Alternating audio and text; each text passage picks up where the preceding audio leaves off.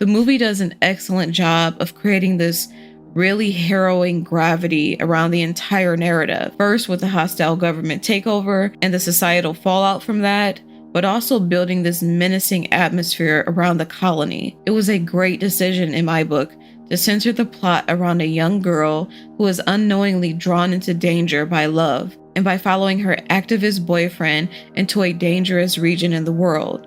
The idea of her being trapped there and being unable to go home is the driving force behind the suspense and terror for me.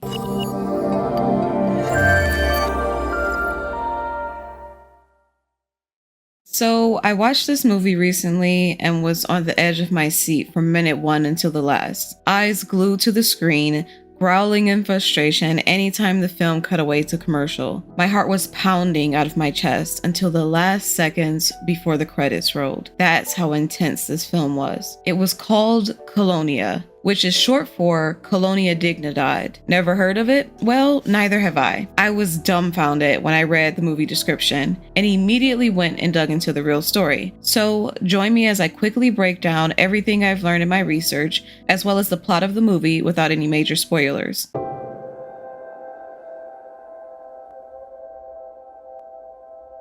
Both before and after the Second World War, thousands of Germans and some former Nazis migrated to southern Chile under the encouragement of the Chilean government at the time. The idea was to import German influence and form colonies to stimulate economic development and culture. Encouraged by the Chilean government beginning in 1848, during a period of revolution in Germany, the German immigrant influx increased over time. These industrious newcomers thrived in their new homeland, cultivating art, bringing modern technology, establishing communities, businesses, churches, and schools, and of course, specializing in agriculture. As a result, there's estimated to be about 500,000 Chileans of German descent and around 8,000 German citizens living in Chile today, mostly in and around central and southern Chile. However, what most people aren't aware of is the chilling and heinous legacy that casts a dark shadow over the history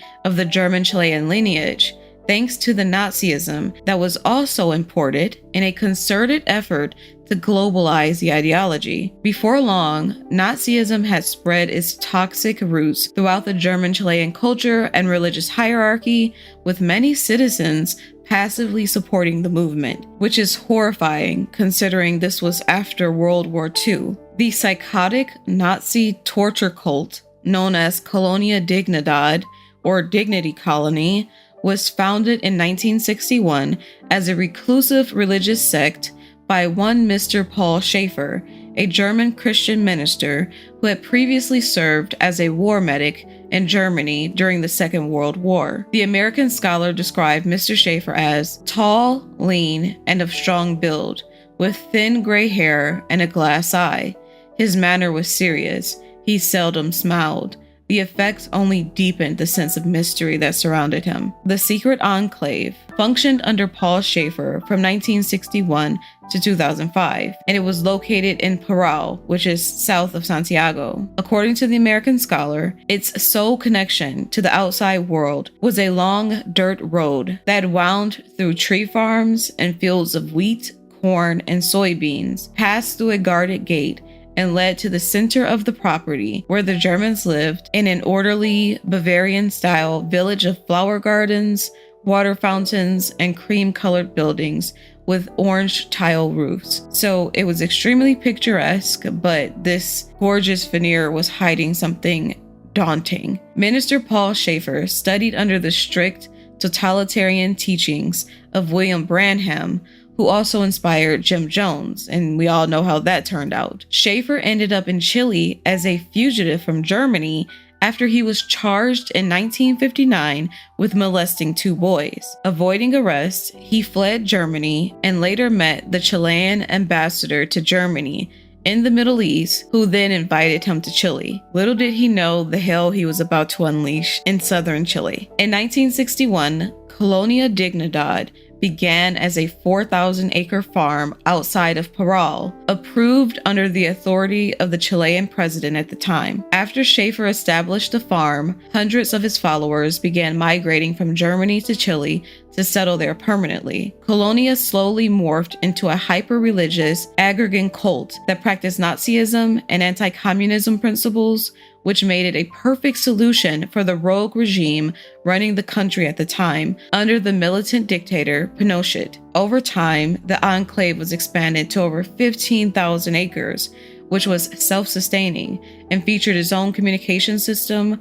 hospital, power plant, airport, and an underground network of tunnels. This independence meant they could do precisely what they wanted and no one could stop them. According to the Washington Post in 1980, which is not long after the military coup that led to the events in the movie, followers of the religious sect are said to work long hours in Dignidad's workshops, stone quarry, or fields, where they are watched over by supervisors who appear to have the function of guards. Last December, Nazi hunter Simon Wiesenthal said that he had evidence that Joseph Mengele, or Mengele, the Third Reich's infamous angel of death, had lived in the colony for a time last year. The FBI had similar information. Despite its idyllic and superficial charm, Colonia was a dark, repressive outpost that ran cover for untold human rights violations and was run by a psychopathic pedophile with one eye. After founding Colonia,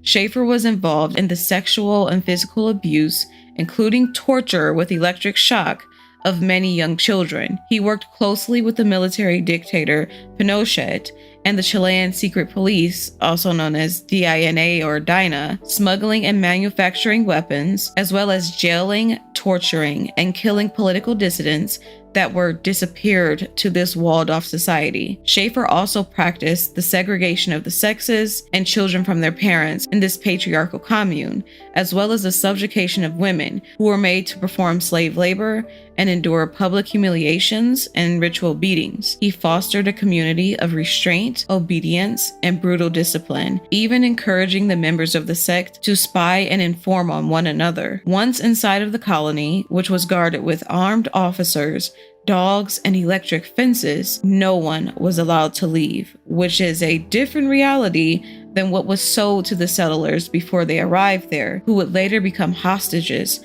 subjected to a plethora of human rights violations and even drugging. Former sect member Horst Schafrick, who was forced to work 7 days a week, reported, "Sometimes they'd even beat me unconscious. I was so bloody my clothes stuck to my skin. I couldn't sit for weeks." Horst was forced to work 7 days a week. There was no regular school for him to attend. Lessons were staged for recordings so the sect could project a picture-perfect community to the outside world, just like the many festivities held to impress visitors.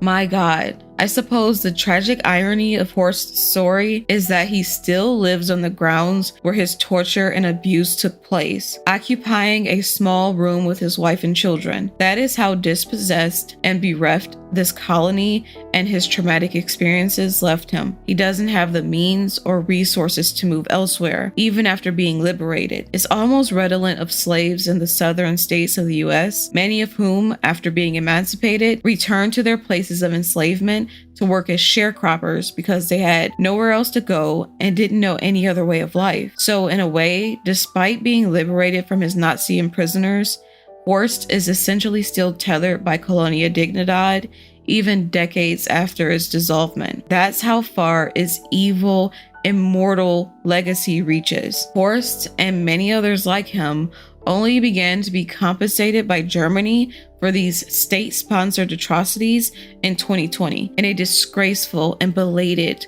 one-time payment capped at 10,000 euros. A report detailing the endeavors of the lawyers seeking a lifelong pension for the survivors stated, "The survivors still suffer massively from the severe psychological and physical consequences after years of harm caused by violence, abuse, exploitation, and slave labor. Relatives of those thought to have succumbed to the horrors of this enclave have sought to have sites excavated in search of their remains. Hundreds of people were reported to have been tortured on site, with over 100 having been killed and their bodies destroyed. Some bodies were exhumed by the leaders of the sect and chemically burned, and then the ashes were dumped into the river. Reportedly, only 5 victims ever successfully escaped the hellish gated premises in many decades. One of the most horrifying facts that really unnerved me is that the German embassy in Chile was well aware of the human rights abuses taking place at the colony, but whenever one of the victims escaped and fled to the embassy, they would send them back. Yes, back to enslavement and torture, and at the very least, certain death. It just doesn't get more nightmarish than that. It's like a sequence out of a bad dream, escaping this horrific place and believing you're finally safe among these German diplomats, only for the people you sought out for help to call your tormentors to come and collect you. And of course, we see this exact quandary play out in the movie. Germany wouldn't acknowledge the complicit hand its diplomats played in these decades-long atrocities until 2016, where they publicly took accountability for their inaction on behalf of the victims of the colony, despite being well informed of the indignities they'd suffered. They chose to look the other way at the time, and even actively sent some victims back to the colony. This remains yet another stain on the moral fabric of Germany as a nation, in addition to its role in the genocide of Jews and many other minorities during the Holocaust. Long story short, only after dozens of children who attended the colony school and clinic reported their sexual abuse at the hands of Paul Schaefer did a judge in Santiago finally issue a warrant for his arrest. However, the diabolical and craven Schaefer escaped justice by disappearing into a tunnel network beneath the colony for many years. At last, in early 2005, Schaefer was found hiding in a townhouse in a gated community in Argentina. He was then extradited, charged with 25 counts of sexual abuse of minors, and sentenced to 20 years in prison. He was also made to pay penalties to the tune of about $1.5 million. Though justice was long in coming, he finally could no longer outrun it and would eventually die a disgraced scumbag in prison in 2010 at 88 years old. According to the Times of Israel, former residents of the commune are bringing a lawsuit against the Chilean state for allowing the camp to operate for years, during which they say numerous victims were abused and enslaved. A separate case is also being filed against Germany for negligently failing to help its nationals who are abused in the colony. As of today, Colonia Dignidad has been transformed into a tourist destination called Villa Baviera. It features a luxury hotel, a new restaurant, wedding venues, playgrounds, and a swimming pool. Many decry this as heartless and unseemly, and just as inappropriate as someone turning a Holocaust concentration camp into a hotel or resort for gleeful travelers. I couldn't agree more. No site where human rights violations this atrocious and well documented occurred should ever be repurposed into anything other than a memorial or a tribute to its victims, some of whom remain in unmarked graves on said premises. Their families will never know what happened to them or where their remains lie.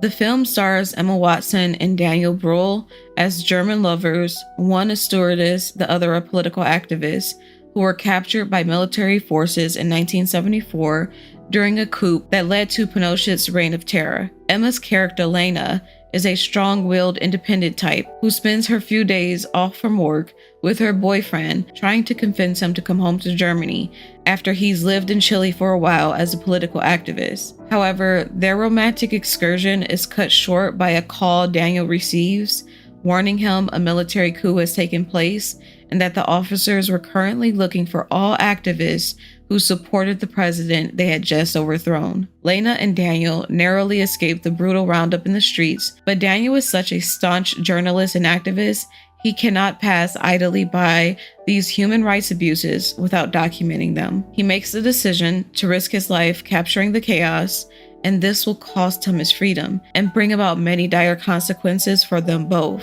He is caught in the middle of taking photos when he should have been running for his life. The soldiers approach, barking orders, and take his camera. They brutalize him, then ship him and Lena off to their utter doom. The movie does an excellent job of creating this really harrowing gravity around the entire narrative. First with the hostile government takeover and the societal fallout from that, but also building this menacing atmosphere around the colony. It was a great decision in my book to center the plot around a young girl who is unknowingly drawn into danger by love and by following her activist boyfriend into a dangerous region in the world. The idea of her being trapped there and being unable to go home is the driving force behind the suspense and terror for me, because you can't help but panic for her, thinking how freaked out you would be if this happened to you while you were visiting a foreign country. Furthermore, it's downright strange and eerie to find out once you're trapped there that Nazis fled Europe and developed a crazy religious sect and torture outpost in South America. That just blew my mind when I heard about it, and I was so surprised it wasn't general knowledge. It's such a terrifying place, and the fact that it's still somehow a well-kept secret makes it even more chilling. Just the thought of being trapped there in the 70s with minimal to no technology, and knowing the Chilean government was in support of this place and actually sent prisoners there to be tortured is just unsettling beyond words. So it's a great thrilling watch and super educational despite what some critics say. Before this movie, I was totally ignorant about this history. I suppose if you're going into this movie ignorant of the true events, you can appreciate the storytelling more. But I suppose if you're well acquainted with the true horrors of this place and this time period, then perhaps it's more difficult to suspend disbelief, and perhaps A Lover's Getaway Gone Wrong can seem a bit reductive as far as a vehicle for bringing this daunting history to cinema. Regardless, I will never forget this movie, or this buried history, or the hair-raising feeling I get whenever I hear the name Colonia Dignidad.